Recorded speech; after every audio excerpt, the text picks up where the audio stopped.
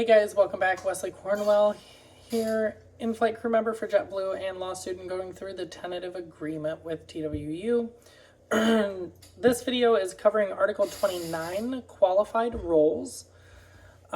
It's a little bit of a meaty article, so we're going to take a little bit of time and go through this. And I, as with most of the other articles, have it categorized as either a gain, loss, or neutral.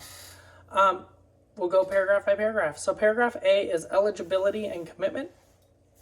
I have it down as a loss because it greatly reduces the opportunity and flexibility, and it seems to separate us as a work group. It also makes it to where even if you have been here since the beginning, it'll take you an additional 6 months to a year to be able to fly transatlantic routes when we get them. That's a loss. It's just a loss. There's no other real way to put that. It establishes a timeline for everything for what the military calls time and grade. And I don't know of a better way to explain it. So you have program commitment is a year for just about anything other than in-flight crew leader. In-flight crew leader, I believe, is the just the number one. It also sets a bunch of criteria and stuff like that on you that you have to make sure you're meeting and performing well, things like that.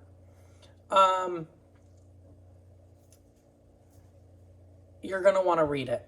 The loss, again, it establishes timelines for everything. So a year to be in Mint, not bad, but it's then 18 months to be an OBL.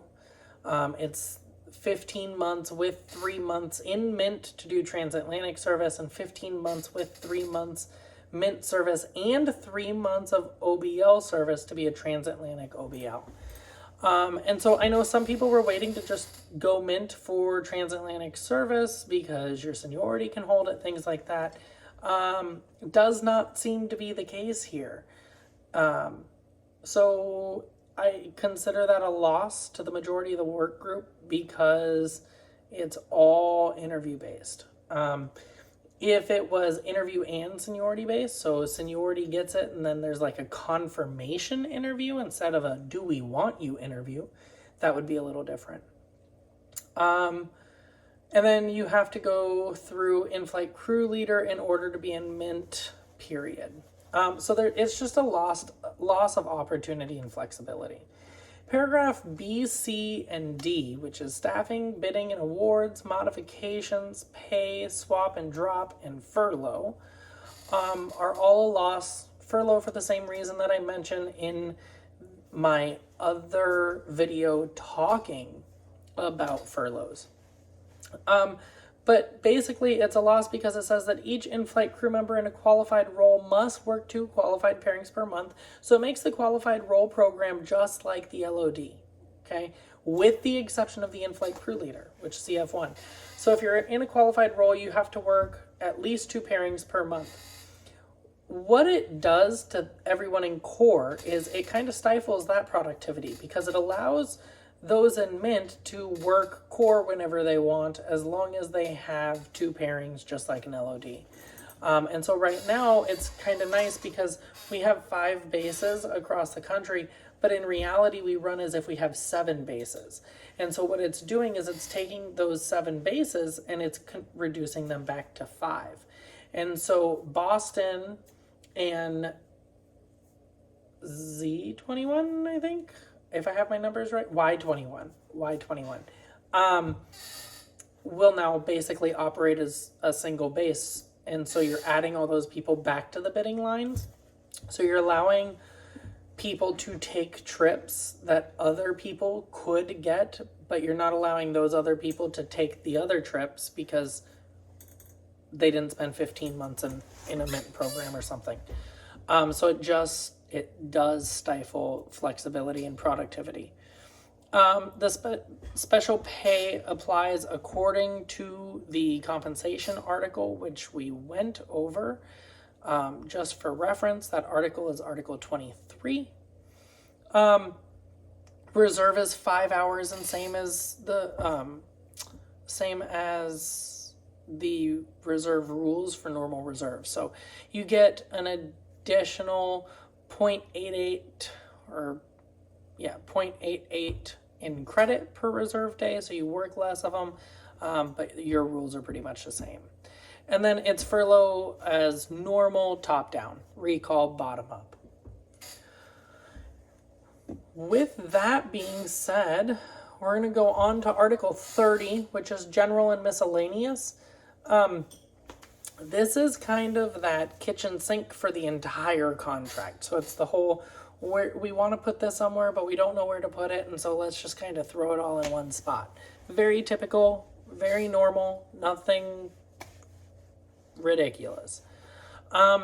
It's neutral to gain-ish. So the neutral part is travel benefits are in accordance with JetBlue policy. Now again, anytime it says JetBlue policy or IBBS, it means that JetBlue can change it anytime they want. I know a lot of people were looking for a benefits improvement, and so it's not in here. Travel benefits will remain the same under this agreement. The other neutral is a negative passenger feedback can go into your file if you could have reasonably done something different. Reasonable is the law's favorite word.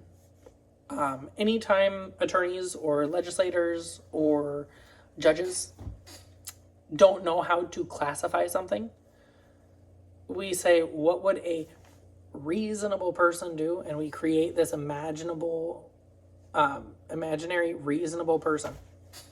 Those of you that know me have heard this spiel before. It's really annoying because the reasonable person doesn't exist. We kind of create them and go, well, we think a reasonable person would do this and you didn't do it, so that's not reasonable. So my point there is it's a lot of ambiguity. And so you can always have reasonably done something different, right? You could have reasonably changed your tone. You could have reasonably got down to their eye level and talked to them when you told them that, as it turns out, the TV system is 20 years old and needs to be replaced, and this plane hasn't had that yet, so you're not going to have a TV on your completely full flight. You could always have reasonably done something different, so it doesn't actually protect you from negative comments from passengers. And because a single negative comment is not disciplinary, you don't even get to use the disciplinary grievance process for it. You have to wait until it accumulates to the point that you're on PG before you can fight it.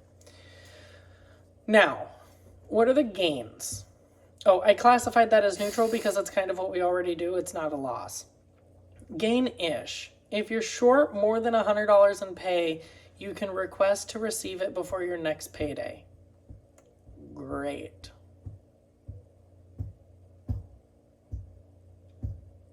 And